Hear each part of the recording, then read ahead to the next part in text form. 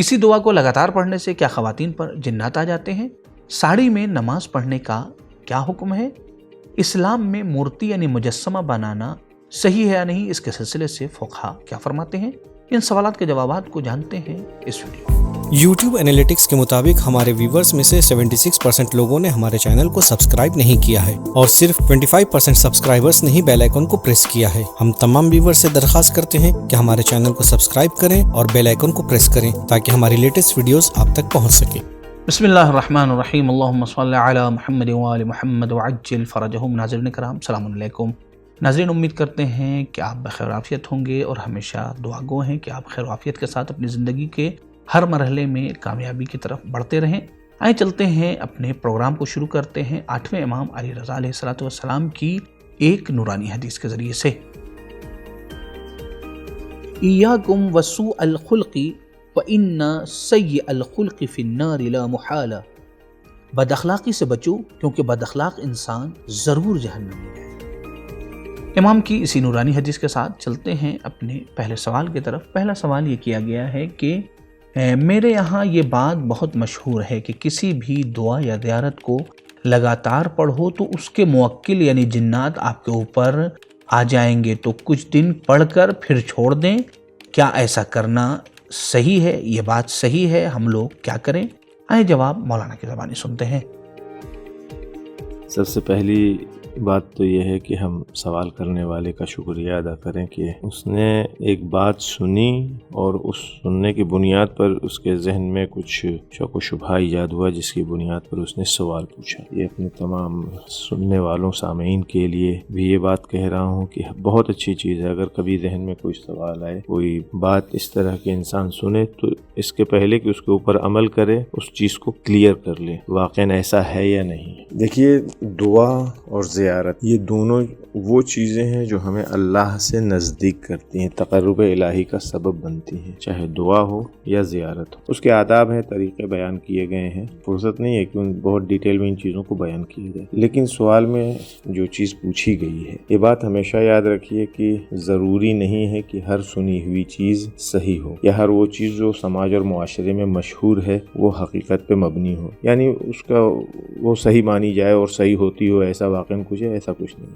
ایک دم exact to the point اگر جواب دیا جائے تو یہی ہے کہ جو آپ نے سنا ہے وہ غلط ہے، ایسا کچھ نہیں ہے۔ دعا تقرب الہی کا، اللہ سے نزدیک ہونے کا ذریعہ ہے۔ زیارت کے ذریعے انسان اہل بیت اطہار معصومین علیہ الصلوۃ والسلام سے نزدیک ہوتا ہے، تو جہاں پہ نزدیک ہونے کا تصور ہے وہاں پہ جنات اور شیطان اور اس طرح کی دوسری چیزیں ان کا تصور بھی ممکن نہیں ہے، کیونکہ جب ہم خدا سے کنیکٹ ہو رہے ہیں تو وہاں پہ کوئی دوسری چیز حلول نہیں کر سکتی ہے، حائل نہیں ہو سکتی ہے، وہاں پہ بیچ میں مانع نہیں ہو سکتی ہے۔ لہٰذا اسلام کبھی کسی ایسی چیز کا کوئی حکم نہیں دیتا ہے جو انسان کے لیے نقصان کا سبب بنے، اور دعا ہو یا زیارت ہو، اس کے ذریعے سے انسان جہاں خدا سے کنیکٹ ہوتا ہے، خدا سے نزدیک ہوتا ہے، اسی کے مقابل شیطان ہے، جنات ہے، ان چیزوں کے شر سے، ان کے خوف سے محفوظ بھی رہتا ہے۔ ہاں، روایات میں 40 دن والی بات ملتی ہے کہ فلاں دعا کو 40 دن پڑھنا چاہیے، فلاں عمل کو 40 دن انجام دیا جائے، تو اسے چلہ نشینی، چلہ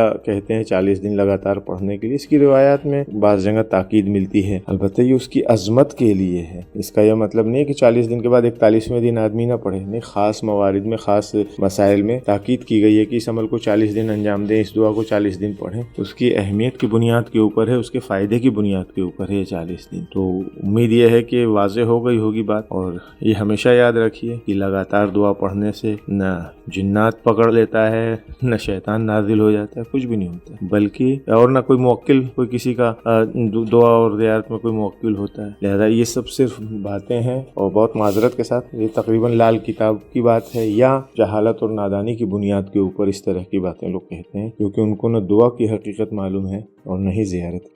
ناظرین کرام، ہماری آپ سے گزارش ہے کہ آپ ہمارے تمام چینلز کو ضرور سبسکرائب کریں، اور جب سبیل میڈیا گروپ کے کسی بھی چینل سے ویڈیو جائے تو اسے ضرور دیکھیے، اور ساتھ ہی ساتھ اپنے دوستوں کو بھی ان ویڈیوز کو شیئر کریں، اور اس کے ثواب میں آپ بھی شریک ہو سکتے ہیں اس طریقے سے۔ تو آئیں چلتے ہیں اپنے اگلے سوال کی طرف۔ اگلا سوال یہ کیا گیا ہے کہ مولانا صاحب، میری امی ساڑی میں نماز پڑھتی ہیں تو کیا ان کی نماز صحیح نہیں ہوئی کیونکہ انہوں نے ردا نہیں اوڑھی ہے؟ تو آئیں جواب سنتے ہیں مولانا کی زبانی۔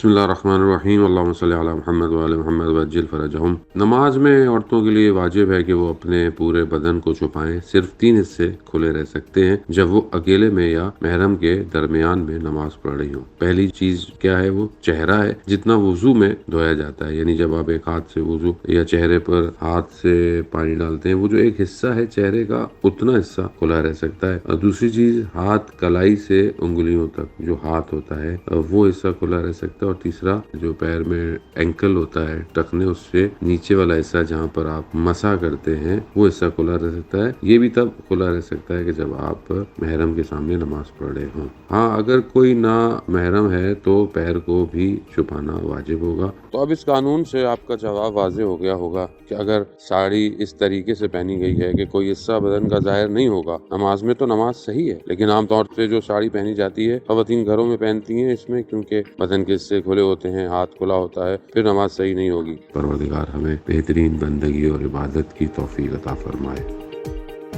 ناظرین کرام، اگر آپ سبیل میڈیا گروپ کو سپورٹ کرنا چاہتے ہیں تو پیٹریون کے ذریعے سے منتھلی ممبرشپ حاصل کر سکتے ہیں، اور ساتھ ہی ساتھ آپ خمس کی رقم کے ذریعے سے بھی سبیل میڈیا گروپ کو سپورٹ کر سکتے ہیں۔ آیت اللہ سستانی حفظہ اللہ اور آیت اللہ خامنئی حفظہ اللہ دونوں مراجع کرام کے خمس کا اجازہ سبیل میڈیا گروپ کے پاس موجود ہے۔ اکاؤنٹ ڈیٹیل ڈسکرپشن میں موجود ہے۔ تو آئیں چلتے ہیں اپنے آخری سوال کی طرف۔ آخری سوال یہ ہوا ہے کہ مورتی بنانا جائز ہے کیا؟